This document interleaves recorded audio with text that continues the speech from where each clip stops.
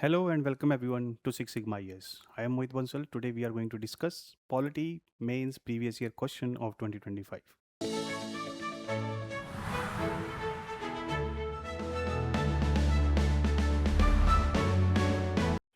So the question is, discuss the evolution of Collegium System in India, critically examine the advantage and disadvantage of system of appointment of judges of Supreme Court of India and that of USA.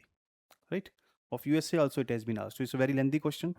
You have to discuss evolution and also advantage disadvantage of appointment system of both India and USA. Right? So before discussing this answer, let me tell you about our GS Foundation course that's of 26, 27, 28, where you will be given GS plus CSAT lectures, current affairs, lectures and tests, personalized mentorship, daily answer writing, test series of both prelims and mains under the guidance of Dr. Shikha Darbari, who is IRS, former Chief Commissioner of Income Tax, an economist and expert in parliamentary affairs. Right? And this question also, again, straightforwardly taken from or discussed in our classes, the appointment of Supreme Court judges and also the evolution of first judge case, second judge, third judge case, fourth judge case, etc.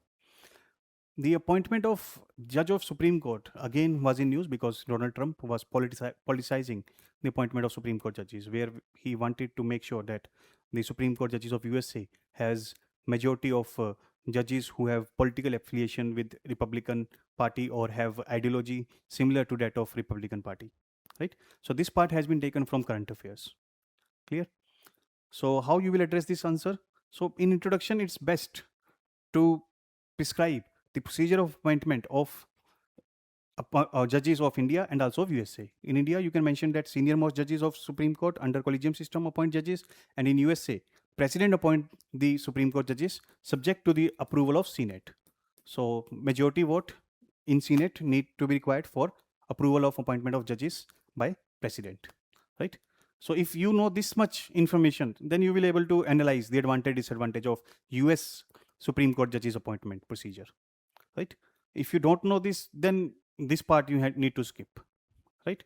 But still you can make some points like you know about that US Supreme Court judges appointment is politicized, largely under president control, but in India it is largely under collegium system, that senior most judges of Supreme Court control. By keeping this in mind, you can analyze the system, but if you write specific, then you will get full marks. Then coming to the evolution of collegium system in India, you need to write about first judge case, second, third, and fourth judge case. In first judge case, Supreme Court says President has the ultimate power to appoint the judges. President here means Union Council of Ministers headed by Prime Minister. Chief Justice of India and other Supreme Court judges need to be consulted only by President. But in second judge case, Supreme Court says consultation means concurrence, means CGI and other senior most judges will decide who will be the next Supreme Court judge. But in third judge case, Supreme Court again reaffirm second judge case, but with specific details. That is, collegium system will consist of CGI plus 4 senior most judges. In fourth judge case, Supreme Court struck down 99 Constitutional Amendment Act, that is National Judicial Appointment Commission, and continued with collegium system, but with reforms like Judicial Secretariat will be created, the reasons of non-selection of any candidate will be provided on website, the merit, integrity, etc. factors will be taken into account while appointment of judges, and so on. So that's how you will write evolution of collegium system, right? Then comes to the advantage, disadvantage of Indian appointment system and US appointment system. For that, you can draw a table, right? So here advantages, very briefly you need to write. Please don't explain the advantages or disadvantages because it's a very lengthy question. Otherwise, you will not able to complete this question or per se the paper. So in this kind of lengthy question, you just need to write the points, the keywords of points, right? For example, here it has mentioned judicial independence, reduced executive interference, merit-based selection, right? Disadvantage, lack transparency, right? Have opacity, corruption, nepotism, no fixed criteria, etc. In USA, balance executive legislature oversight, transparent confirmation hearings, public accountability, but it could be politicized if Senate is also dominated by the same party from which president belongs. Prolonged vacancies, because if Senate have Senate have different party domination, then the president appointed judges will not get approved in Senate. That's why political battle can be there for appointment of judges in USA, right? So that's why it can undermine meritocracy, because here the system is politicized, right?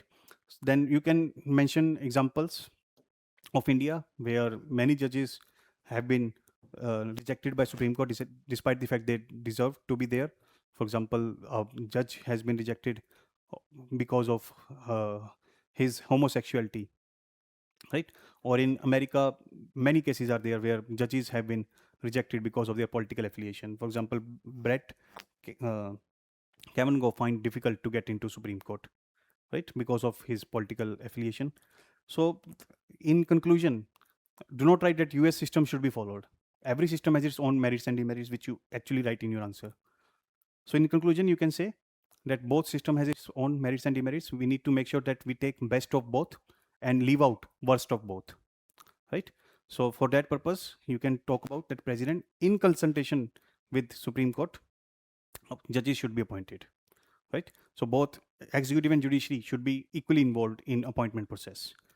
And judiciary should speed up the process of appointment by having a dedicated team at its secretariat, the use of technology, etc., right? And even the public representatives in the form of MP MLAs, in the form of civil society activists, social workers, academicians, etc., also could be made part of appointment of judges process, just like is there in UK. That also you can mention, right? So to make the process more transparent, accountable, fair, meritorious, etc. So that's how you can mention your conclusion. So in conclusion, obviously you need to give a way ahead where how a system could be approved. And it will be best if you refer UK, because that will open a different perspective in the answer, right? So examiner will get to know that you have critical thinking. You are just not seeing with US India lens. You are seeing with the 360-degree perspective. You are even aware of the good practices prevalent in other countries, right? So if you mention about UK, National Judicial Appointment Commission process, you will get full marks, right? Examiner will surely get impressed by conclusion.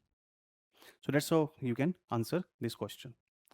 So now I will like to tell you about our mentorship program for 27-28 current affairs, lecture tests, personalized mentorship, daily answer writing, test series, prelims, mains, and NCRT under the guidance of Dr. Shikha Drubari, who is IRS, former Chief Commissioner of Income Tax, an economist and expert in parliamentary affairs.